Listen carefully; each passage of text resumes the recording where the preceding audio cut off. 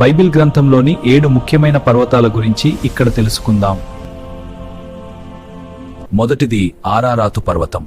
జలప్రళయం తర్వాత నోవహు ఓడ నిలిచిన పర్వతం ఇది. ఇది దేవుని రక్షణకు మరియు నూతన ఆరంభానికి గుర్తు. రెండవది మోరియా పర్వతం. అబ్రాహాము తన కుమారుడైన ఇస్సాకును బలి ఇవ్వడానికి వెళ్లిన పర్వతం.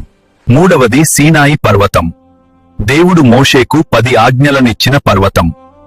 ఇశ్రాయేలీయులతో దేవుడు నిబంధన చేసుకున్న పవిత్ర స్థలం. నాల్గవది నెబో పర్వతం. మోషే చనిపోకముందు దేవుడు అతనికి వాగ్దాన దేశమైన కనానును చూపించిన పర్వతం. ఐదవది కర్మెలు పర్వతం. ఎలియా ప్రవక్త ప్రార్థించగా ఆకాశము నుండి అగ్ని దిగివచ్చిన స్థలం.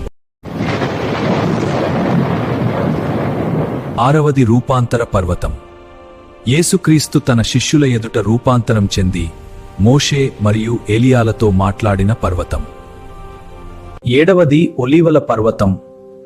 యేసుక్రీస్తు తరచుగా ప్రార్థన చేయడానికి వెళ్లిన స్థలం. ఆయన ఇక్కడి నుండే పరలోకానికి ఆరోహణమయ్యారు.